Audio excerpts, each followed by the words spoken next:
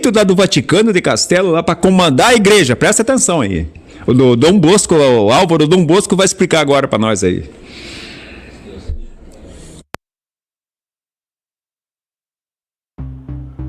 Olá, amigos. Salve Maria. Charles Péguy, um escritor francês que se converteu tardiamente, afirmou que aceitar o que está diante de seus olhos é a maior demonstração de coragem que pode existir.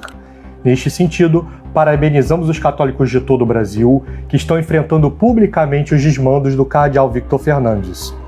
O referido prelado foi investido pelo Papa Francisco no importante cargo de prefeito do Dicastério da Doutrina da Fé.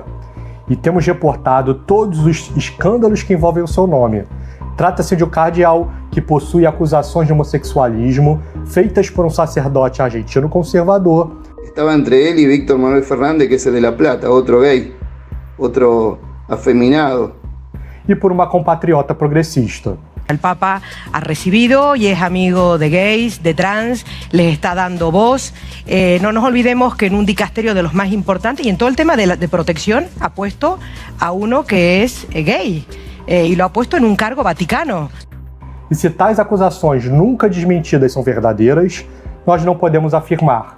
Mas o que sabemos é ainda pior do que uma eventual confirmação de que ele seria um homossexual praticante. O prelado tem buscado impor o estilo de vida LGBT para a igreja e se dedicado como nunca a destruir a ideia de que existam pecados contra o sexto mandamento. No passado, o cardeal Victor Fernandes se popularizou por ser o autor do livro de contos semi-eróticos Cura-me com a tua boca, a arte de beijar. E como prefeito do Dicastério da Fé, ele já abriu as portas para que marmanjos vestidos de mulher possam ser madrinhas de casamento ou batizados. E que pares gays possam ser abençoados pelos sacerdotes. E graças aos esforços para normalizar o pecado, o cardeal Victor Fernandes se tornou o prelado mais amado dos grupos extremistas LGBTs. E se vocês acham que não pode piorar, saibam que é possível sim. Acaba de correr por todo mundo o conteúdo de outro de seus livros, chamado de A Paixão Mística, Espiritualidade e Sensualidade.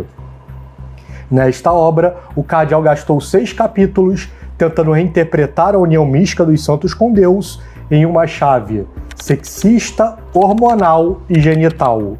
Para se ter uma ideia da visão do prelado, Santa Maria Madalena de Pazzi seria uma freira carmelita que tinha grandes aspirações místicas e, ao mesmo tempo, tremendas pulsões sexuais que elevavam a temperatura de seu corpo. Mas a hermenêutica do cardeal Victor Fernandes, nos seus primeiros capítulos, é tão somente uma preparação para o que ele quis apresentar nos 3 restantes. No 7º, ele se dedica a comparar os organismos masculinos e femininos. E o primeiro parágrafo já é um show de horrores, no qual o cardeal se pergunta se o organismo místico é vivido por cada um de acordo com a sua sexualidade. E então passa a detalhar de forma grosseira o ato sexual, dizendo, dentre as coisas mais leves, que, nos momentos do ele costuma emitir grunhidos agressivos e ela suspiros infantis. Agora, vejam se isso é um linguajar próprio de um cardeal da Santa Igreja Católica. Mas ainda mais, no capítulo 8º, Túcio se dedica a analisar o itinerário espiritual do fiel até o e fala das experiências místicas de Santa Teresinha e de Santa Teresa. Para o site Wanderer, as experiências embriagantes ou sensuais do amor de Deus que o cardeal Fernandes atribui de forma blasfema a Santa Teresa e a Santa Teresinha são Mais adiante, o cardeal Fernandes afirma que um homossexual não necessariamente deixará de sê-lo. Recordemos que a graça de Deus pode coexistir com debilidades e também com pecados, quando há um condicionamento muito forte. Nestes casos, a pessoa pode fazer coisas que são objetivamente um pecado, mas não ser culpável e não perder a graça de Deus. Ou seja, neste trecho, se vê que o cardeal Fernandes tenta conciliar o inconciliável, os atos homossexuais com a manutenção da graça de Deus. Por fim, o último capítulo se chama Deus no do casal. Agora são 8h43, né? Chega a dar um repúnico, né? De ver um descardeal fazendo uma coisa dessa aí. Parar porque não tem. Dá um nojo até de escutar. Eu vejo essa. Vou repetir de novo essa mensagem que o profeta leu hoje aqui, ó. Leu o trecho que Jesus falou. O mesmo procedimento Lúcifer fez para me desafiar. Veio esse que se diz Papa iluminado por mim. Não seria eu injusto para com os filhos da luz dar o direito de um homem querer ser igual a mim, pensando ele que está sendo guiado pelo meu poder? É o contrário. Lúcifer é o que se Lúcifer é que se finge dentro do seu coração e manda fazer o que está fazendo, dando prioridade aos homens perdidos, os homossexuais. Esses que fedem mais do que urubus. Olha só o que ele falou ali, ó, fazendo de Santa Teresinha, da Mãe da Madalena. E agora o Papa pega esse cara para guiar a Igreja Católica. Acordem, católico, acordem, vocês que estão com... Pelo amor de Deus, por isso que a destruição agora vai ser com fogo, não vai ser com... Esses caras que estão dentro da Igreja Católica. Como é que os católicos são tão cegos? Tanta blasfêmia que estão fazendo contra Jesus. Tem gente que não faz nada, fica quieto. Quem deveria defender, tão quieto. Mas eles falam, né? Tem que obedecer o Papa. Mesmo ele fazendo errado, tem que ser obediente, né, disso? Bom, aqui, ó, eu vou dizer bem franco para vocês, se os padres quiserem, alguns aí, Frei, outras coisas, quiser, e os leitos, né, quiserem enviar e-mail, mas eu vou dizer, ó, vocês perderam, vocês seguem Francisco e esse homem que está lá perdido aí, esse aí que serve. Esse aí que serve o demônio, tá lá, porque só o demônio fazer umas coisas dela, só pode ser o demônio em pessoa. Só pode estar totalmente possuído. Ah, não, tá possuído. Agora, como é que os padres, bispo, alguns leigos aí e vocês vão defender alguém que se diz vigário de Cristo na terra? Olha o peso dessa palavra. Vigário de Cristo na terra, que bota uma pessoa dessa aí lá pra dentro, com todo esse histórico dele. Vocês viram que diz ali, blasfemando o nome dos santos. Pior que é. Santa Teresinha? Não. Aí os padres, vocês, olha, ninguém aqui quer tomar o lugar de Deus e fazer já um pé de julgamento. Ah, não pode. Olha aqui, ó. Vamos deixar ser hipócrita, entendeu? Vamos deixar ser hipócrita. Se vocês estão vendo que tipo de pessoa o tal de Francisco, aliás, ele também é de clube, quer dizer, esses dois aí estão de mão dada com um demônio. E deu. Não adianta me mandar e-mail dizer que eu tô... Não adianta me mandar. Aqui, ó, tão de mão dada com um demônio. Porque como é que só o demônio vai fazer essas coisas aí, e aí vai abolir o pecado, e vocês acham que ano santo, que ano santo, tchê? O Vaticano é só cobra, é a pura serpente que está lá dentro. O dragão tá ó, se o diabo não pode entrar na casa de Deus, mas pelo menos a fumaça dele está lá dentro. Então é o seguinte, como é que vocês aí, tem padre aí que fala política, não, temos que obedecer quem? Obedecer quem? Ao demônio? Ah, mas o Padre Pio obedecia. Olha a época do Padre Pio e agora nós estamos no Apocalipse final. Se vocês não estão reconhecendo as bestas do Apocalipse e o período que nós estamos no fim dos tempos, então vocês também estão cegos. E vocês acham que vocês, padre, que têm essa obrigação de guiar as ovelhas, vocês estão entregando as ovelhas de mão dada para o lobo comer e levar lá para baixo?